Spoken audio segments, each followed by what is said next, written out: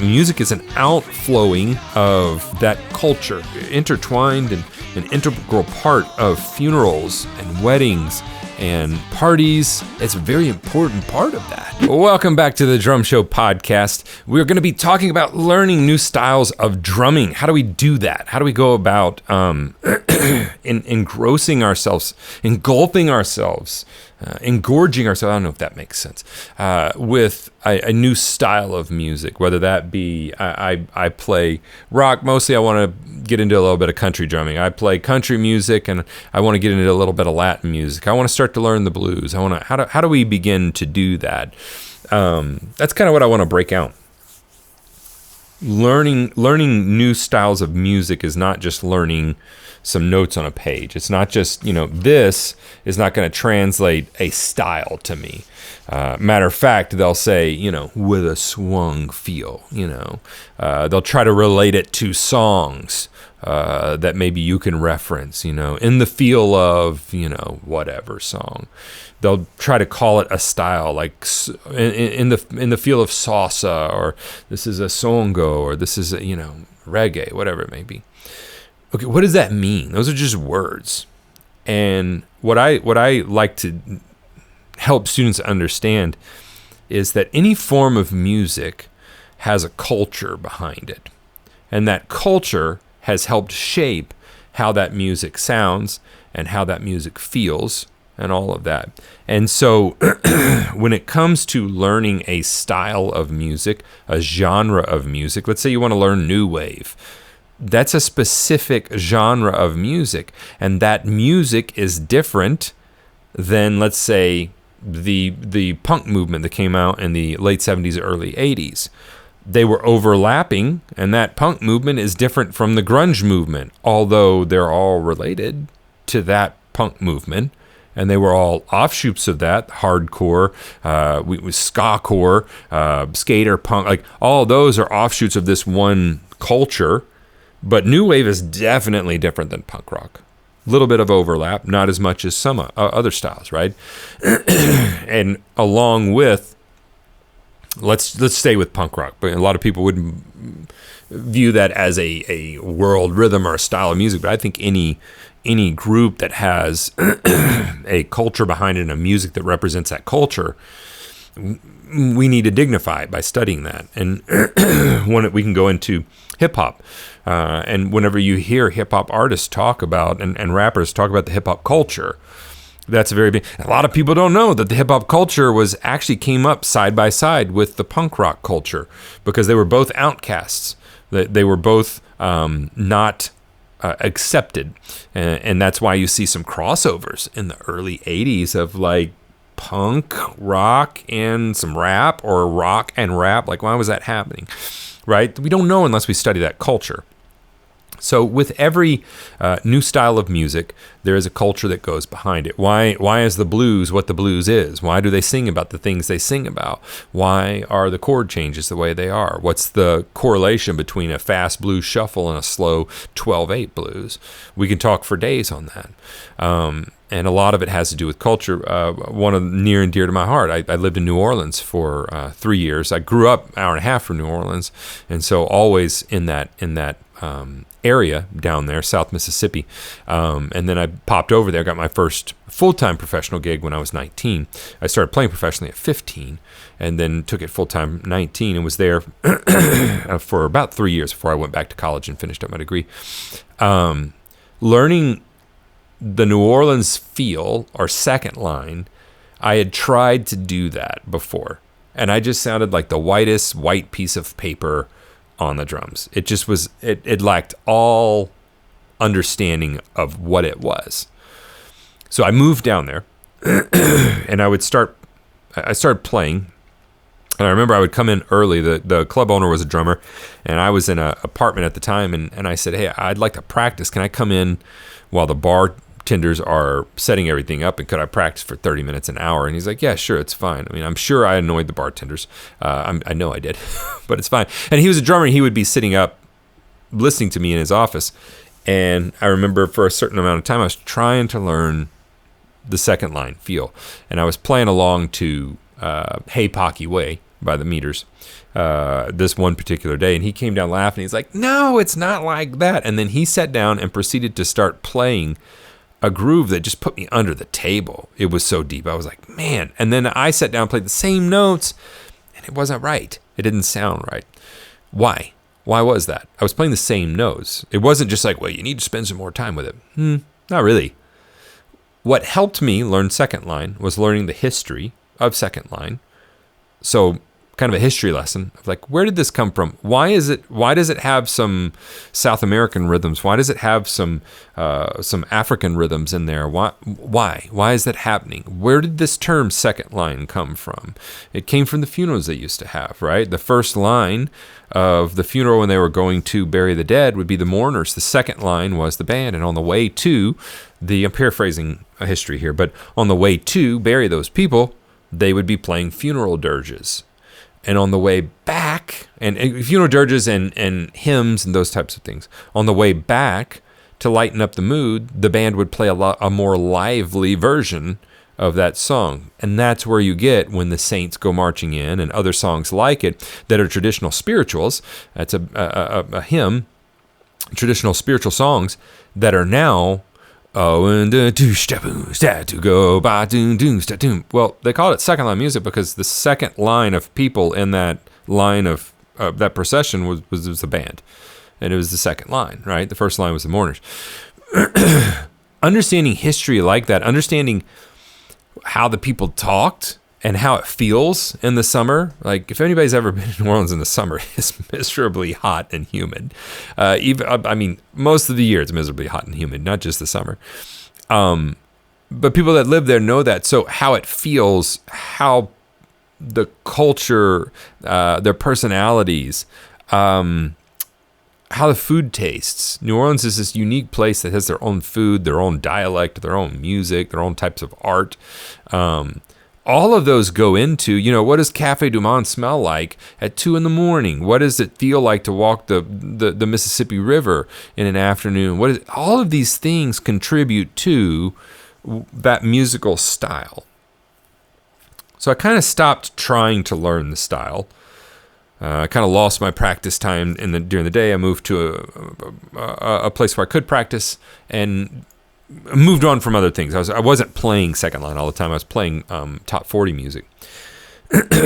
Fast forward, I go back to college. I get a scholarship to go back in the jazz program. So I'm doing that, and we're in an ensemble, and he's like, this is a second line feel. And I'm like, okay. And I just started playing, and we stopped, and he's like, that is the best feeling second line I think I've ever heard in these combos. And he said, what's different? Because I remember you trying to play this before. And I was like, I don't know. I had not practiced it. What was different was I had immersed myself in that culture. I had listened to it so much. I'd gone to concerts with those people. I'd gone to, Vaughn's and the Funky Butt and the Maple Leaf. Loved going to Maple Leaf and heard Astral Project and Four More and Rebirth Brass Band and Preservation Hall, brass band, jazz band. Like there's just so many. I'd gone to Mardi Gras. I'd played in Mardi Gras. I'd seen the street drummers and how they approached it. And all of that kind of came through to that moment, and it just flowed out, right? The grease had got on me and stuck, right? And so for learning a new style of music, I know some of you are like, Stephen, where are we going with this? To learn a new style of music, it's not about notes on a page. Long before I start learning the actual music I may need to learn for a show or a group that I'm playing with, I will begin listening to that style of music and not just necessarily that show or that band. I will be listening to that style of music. I will be studying on that culture. I'll be studying what was going on at that time, politically, what was happening, like all of those things. What do funerals look like? What do family units look like? What's the food taste like? I'll go to those restaurants. It's interesting to me because it all goes into the culture of the music. Music is an outflowing of that culture. Music is intertwined and an integral part of funerals and weddings and births and parties and coming of age situations with girls or boys in different cultures. It's a very important part of that. And it's like that across the world. It's not just like that in certain cultures. It's like that in so many cultures. This podcast is brought to you by the Drum Better Daily program. That's actually my online drum school that I've run now for 12 plus years. Not only have I been playing the drums professionally since the age of 15, I've been teaching since the age of 18. Matter of fact, I talked to one of my first student a few days ago. I actually called him to see if he could sub a gig out for me. Daniel, love you, man. And he's still playing. He's still doing it on a pro level. And I have been committed to teaching for 22 plus years now. I would love to have you go check it out at stevensdrumshed.com. You can find a link to that in the show notes or video description, whichever platform you're watching it on. But it truly is a community of like-minded drummers where we are striving to just be the best that we can be at the drums. In addition to over 70 pre-recorded drum courses, there's also a tech talk area where we talk about everything technology related as it pertains to the drums, e-kits, recording, doing videos, all of that stuff. There are forums where you can hang out with the other students as well. We do 2 live video student calls every week that you can join if you'd like to. We do guest artist calls monthly, and I'll even make you a personalized lesson plan if that's what you need. Yes, we talk about the nuts and bolts of drumming. Yes, I give you exercises, but we also talk a lot about how to practice more efficiently, how to practice better, and how to get more out of your practice time. I know you're just like me. You're busy, you're being pulled by work, by family, by friends, by other responsibilities. Whenever you practice, you really want to see gains and have it be productive. That is what we focus on in the Drum Better Daily program. I'll have to say personally, it's been really cool because some of these students I've worked with for over 12 years, we started running drum camps here in 2022, and I got to meet some of them in person for the first time. Those drum camps have been selling out, blowing my mind with how much fun they are and how great a time it is to bring the community together in person. I'd love to have you be a part of it. And so whenever you want to learn these types of music, if it's a style of music that people dance to, maybe go try to learn to dance to it. You know, you'll learn so much more about the salsa and mambo if you will try to dance to them, right? Why? People move differently, and the groove feels differently to make them move that way. And rock and roll is its own culture, and like we can go on and on, but I encourage you, when it comes to learning a new style of music, please, please, please, don't just make it about a sheet of music. Don't just make it about that. It's much more than that. It's a culture. There's a whole people behind that. And I dare say there are people that have died to play that music and to keep the integrity of that music. Let's go to the history of Trinidad and Tobago when you have the steel pan movement that happened. And steel pan is a type of instrument, and it's made out of a 55-gallon oil barrel, right? And you have cello pans, and you have lead pans and bass pans, and you have all these different tenors, and you have all these different pans in a steel pan orchestra. And then in what they call the engine room, why do they call it the engine room? That's kind of strange. That's where the percussion is, right? They have like hoe blades, like you would garden with. You're playing hoe blades. You're playing go-go bells. You're playing brake drums. Why would you play a brake drum from an actual car? Why in the world would someone have grabbed that and been like, oh yeah, that's what we need to play? Because in that culture, forget if it was World War I or World War II, I would need to go back and check my history, they got taken over.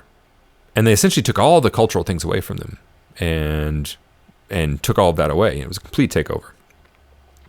Took all the musical instruments away too.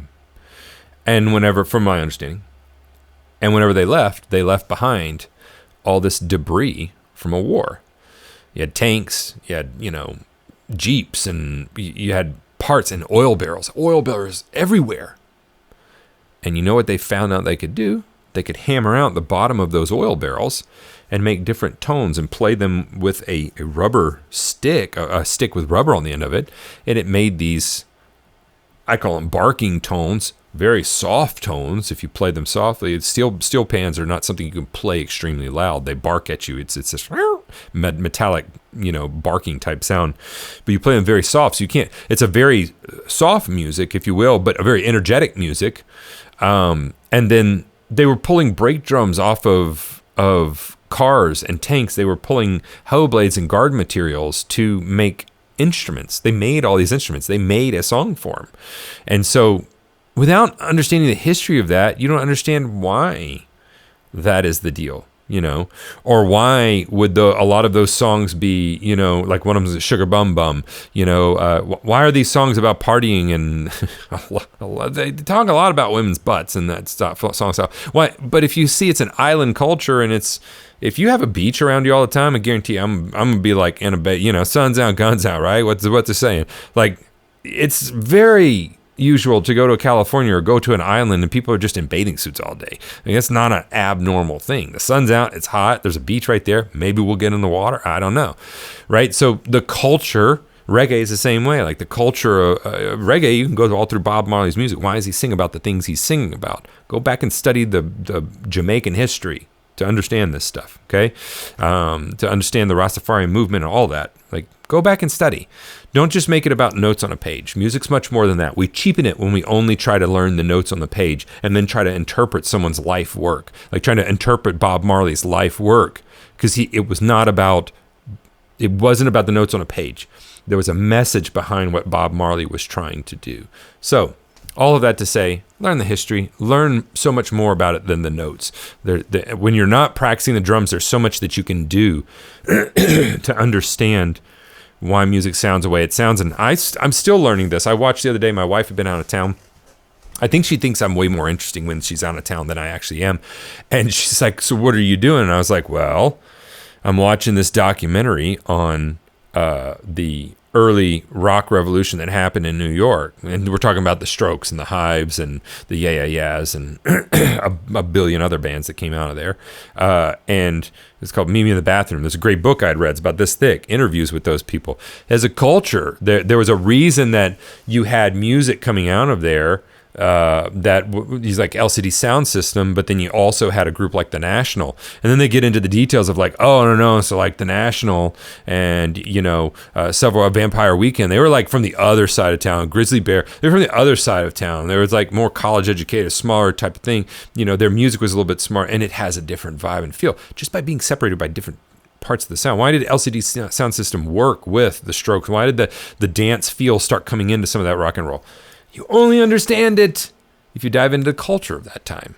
And if you will do that, you'll understand the music and it'll help you play it better. So all of that to say, go study up on some of that. Even when you're not practicing, it's things you can do that are ancillary to the practice. If you need some help with your drumming, I would love to help with that. I've got an online program that's been around for over 14 years. So it's tried and true and tested.